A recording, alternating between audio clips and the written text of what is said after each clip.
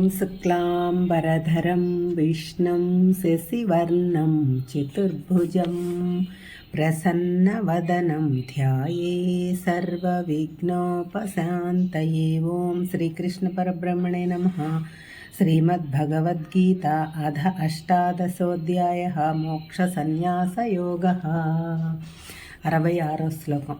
సర్వధర్మాన్ పరిత్యజ్య మామేకం శరణం వ్రజ అహం త్వా సర్వపాపేభ్యః మోక్షయిష్యామి మా శుచః.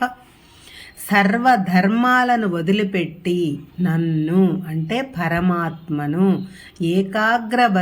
భక్తితో శరణుజొచ్చి నేను పరమాత్మ నిన్ను సకల పాపముల నుండి విముక్తుణ్ణి చేస్తాను, నీకు మోక్షమును ప్రసాదిస్తాను, నువ్వు శోకించవద్దు.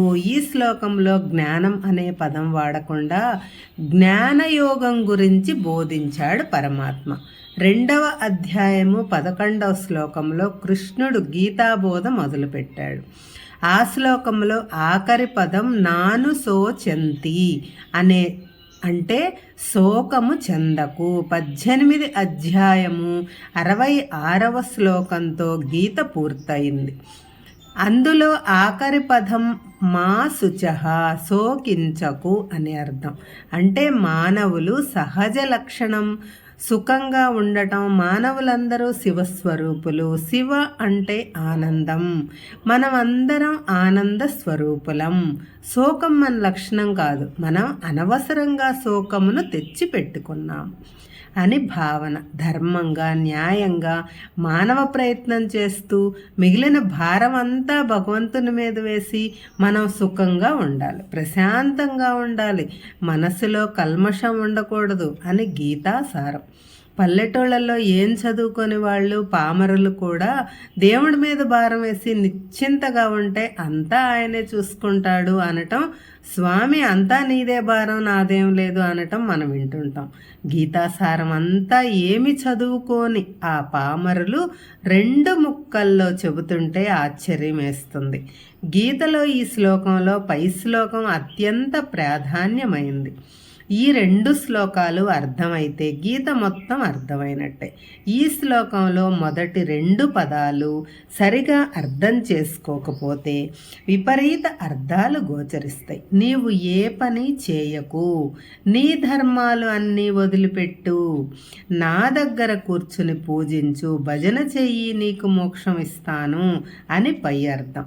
పని చేయకుండా ఏ వ్యక్తి ఉండలేడు, అది సాధ్యం కాదు అన్న కృష్ణుడు ఈ మాటలు ఎందుకు చెబుతాడు? పైగా అర్జునుడికి నీ స్వధర్మం అయిన క్షాత్రధర్మం ఆచరించు, యుద్ధం చెయ్యి అన్నవాడు అన్ని ధర్మాలు వదిలిపెట్టి అని ఎందుకు చెబుతాడు? కాబట్టి ఈ మాటలకు పైన అర్థం తీసుకోకుండా లోతుగా అధ్యయనం చెయ్యాలి. సర్వధర్మాన్ పరిత్యజ్య అంటే ఏ పని చేయకుండా సోమరిగా కూర్చోవటం కాదు. మానవులకు కొన్ని ధర్మాలున్నాయి, వాటిని మానవులు ఆచరించాలి. వాటినే నిత్య నైమిత్తిక కర్మలు అంటారు. నిత్య కర్మలంటే ప్రతిరోజు చేసేవి. స్నానం, సంధ్యావందనం, పూజ, వేద శాస్త్రాలు చదవటం నైమిత్తిక కర్మలు. అంటే ఏదో ఒక నిమిత్తంతో చేయాల్సినవి. పుట్టగానే జాతక కర్మలు, ఉపనయనం, మరణిస్తే అంత్యక్రియలు, మాసికములు, ఆబ్ధికములు ఇలాంటివి. జీవన్ముక్తుడైన తరువాత ఇది చేయకపోయినా పర్వాలేదు, కానీ సామాన్య మానవుడు ఇవన్నీ చెయ్యాలి. అయితే కేవలం ఇవి ఆచరిస్తేనే మోక్షం రాదు. ఈ నిత్య నైమిత్తిక కర్మల కంటే భగవంతుని మీద అనన్య భక్తి, ఏకాగ్ర బుద్ధి కలిగి ఉండటం ఉత్తమము. భగవంతుని మీద ఏకాగ్ర బుద్ధి, శ్రద్ధ, మనోనిగ్రహం, ఇంద్రియ నిగ్రహం సాధిస్తే నిత్య నైమిత్తిక కర్మలు చేయకపోయినా పర్వాలేదు అని అర్థం. కాబట్టి మనం సర్వధర్మాన్ పరిత్యజ్య అంటే పరమాత్మ సోమరితనాన్ని ప్రోత్సహిస్తున్నాడు అని అనుకోకూడదు. ఏ కర్మ చేసినా దానిని నేను చేస్తున్నాను అనే అహంకారం, కర్తృత్వ భావన లేకుండా చెయ్యాలి. అప్పుడు ఆ కర్మ బంధనములు అంటవు. ఆ కర్మలు చేసినా చేయనట్టే. ఈ విధంగా సర్వధర్మాన్ పరిత్యజ్య అనే పదాలు అర్థం చేసుకోవాలి. కానీ మనం మాత్రం అదే చేస్తున్నాము, అంతా నేను చేస్తున్నాను, అంతా నా వలననే జరుగుతూ ఉంది అనే భావనతో ఉన్నాము.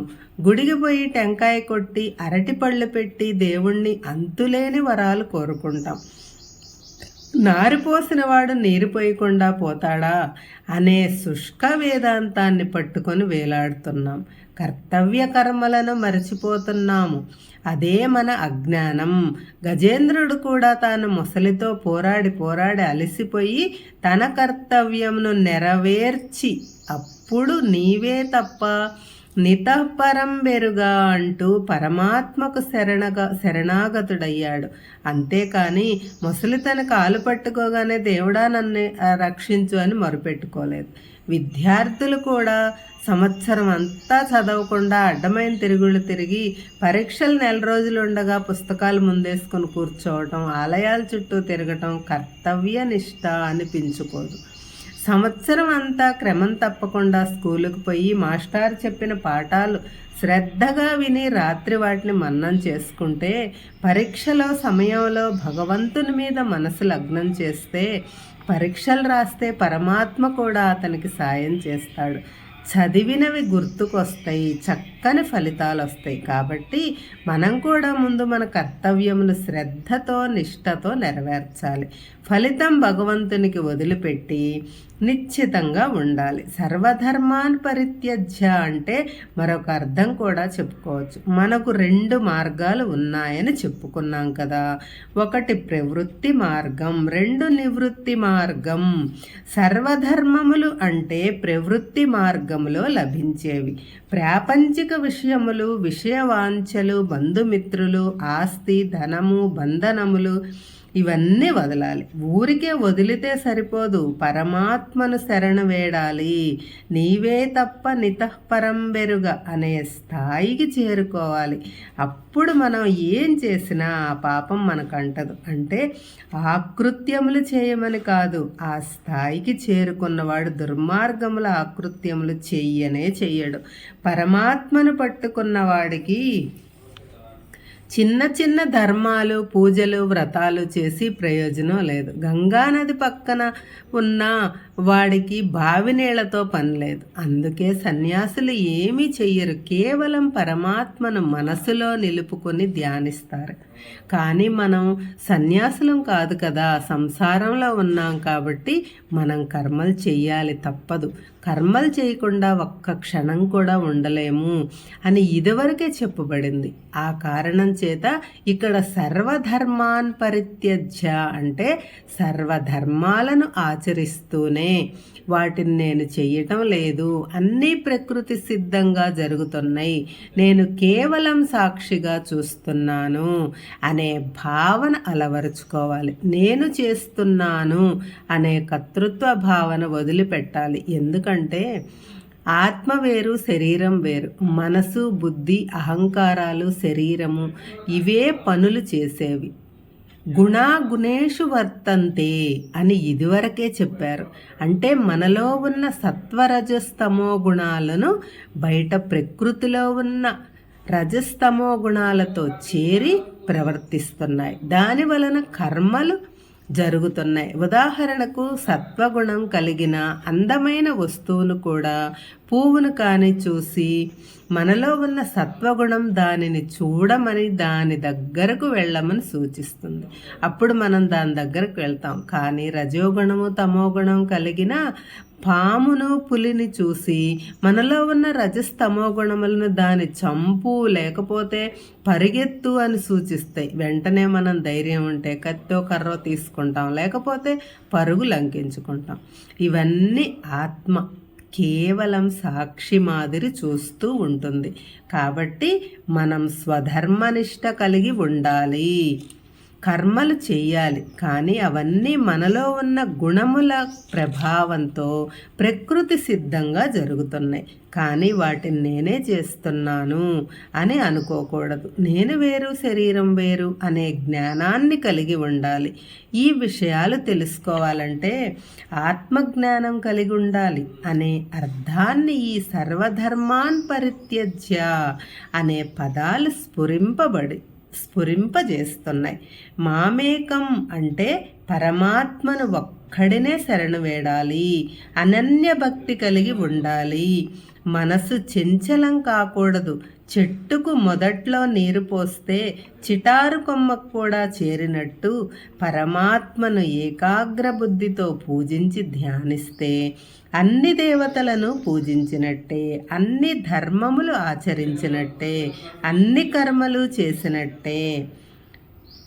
ఆకాశాత్ పతితం తోయం యదా గచ్చతి సాగరం సర్వదేవ నమస్కారః కేశవం ప్రతిగచ్చతి అంటే ఆకాశం నుండి, భూమి నుంచి పడిన నీరు నానా విధములుగా సముద్రం చేరినట్టు మనం ఎంతమంది దేవుళ్లను వివిధ రకాలుగా పూజించినా అవి అన్నీ కూడా పరమేశ్వరునికే చెందుతాయి. అందుకే మాం ఏకం అని వాడారు. ఇక్కడ ఏకం అంటే నన్నే పూజించు అని కాదు. అన్ని దేవతాస్వరూపాలు ఆయన రూపాలే. ఏకమేవ అద్వితీయం బ్రహ్మము ఒక్కడే, ఇద్దరు కాదు అనే స్థితికి చేరుకోవాలి. దేవుళ్ళ మధ్య భేదభావమును వదిలిపెట్టాలి. దానికి ఫలితం ఏమిటంటే అహం త్వా సర్వ పాపేభ్యో మోక్షయిష్యామి అంటే మానవులు తమ సమస్త పాపముల నుంచి విముక్తులవుతారు. సంసార బంధముల నుంచి, ప్రాపంచిక విషయముల నుంచి, విషయ వాంఛల నుంచి ముక్తి కలుగుతుంది. ఆ బాధ్యత ఆయన తీసుకుంటాడు. మనం చేయాల్సింది చేస్తే ఆయన చేయాల్సింది చేస్తాడు. మనం ఏమీ చేయకుండా అంతా దేవుడే చూసుకుంటాడు అని అనుకోవటం సోమరితనానికి దారితీస్తుంది. కృష్ణుడు అర్జునుని తన కర్తవ్యమును నెరవేర్చమనే కానీ సోమరిలాగా కూర్చోమనలేదు. ఆకరణ మాసుచ అంటే అర్జున శోకించకయ్యా, నాకు ఏడవటం అంటే పడదు అని అన్నాడు కృష్ణుడు. ఇందా చెప్పినట్టు సంతోషంగా ఉండటం మానవుల లక్షణం. దుఃఖములు మనం తెచ్చి పెట్టుకుంటాం. అర్జునుడు కూడా జరగబోయేవి ఏవేవో ఊహించుకొని బాధపడుతున్నాడు.